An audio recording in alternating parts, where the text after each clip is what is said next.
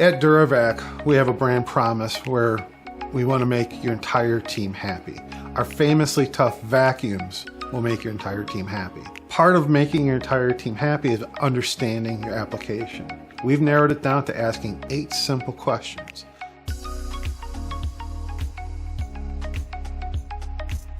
The single most important question, and gives us the most information, is what are we trying to vacuum up? The material. That material description gives us so much information. Any special characteristics, if it's combustible, if it's abrasive, obviously what is the density of the material. We have to be able to maintain proper carrying velocities, so the heavier the material, the more horsepower we know we're going to need. If it's a light and fluffy material, that's also very critical to know, because that determines the type of filtration we're going to use. Is the material combustible? That's a key thing, is we want the system not only to be efficient, but we want it to be safe. Just this one question gives us so much information. Another very important question that we ask is, what's the scene look like? We're talking about how much material are we dealing with? Is it just a small, thin, layer, like a 1/4 inch? We would consider that like light housekeeping. Is it a 1/2 inch covering of the entire floor? We would consider that like heavy housekeeping. Or are we dealing with small piles? Like if it's a small pile up to your ankle, that's one thing. But if it's a pile that's up to your waist or to your neck, well, that's a whole nother thing. By getting the type of scene that the customer is dealing with, that goes a long way in picking the right solution for that customer. Another question is this going to be portable, or is it going to be a central vacuum? So we have different solutions in both areas. If portability is a key thing, then we're definitely not going to be quoting a central vac.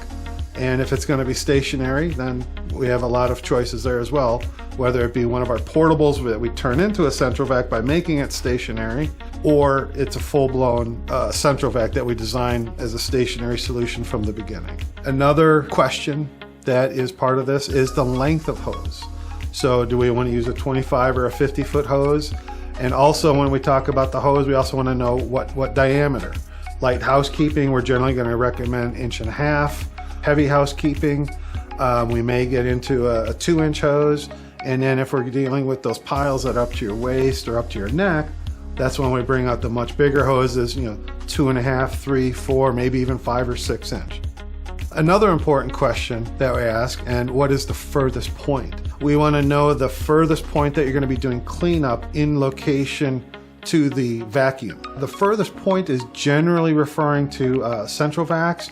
So if it's 300 feet on the other side of the plant, we take that into consideration for calculation. Another very important question, again, this is more related to central vacs, is the number of users. Number of users is very critical in the overall design of the plant. We're not talking about the number of drops, which is how many pickup locations we're going to have. This is referring to the actual number of simultaneous users that are using the system at one time. This determines how much air we need in the system, the size of the blower. Other than the type of material, this is, again, probably the single most critical thing to be accurate on, because a lot of customers, I have it in their mind, is like, yeah, I want it to be 10 active users, but is there really going to be 10 active users at one time? Realistically, it might be closer to 4 or 5. And so it's really important to find out what they really need, because the cost of a 10 user system is going to be much more expensive than a 4 to 5 user system.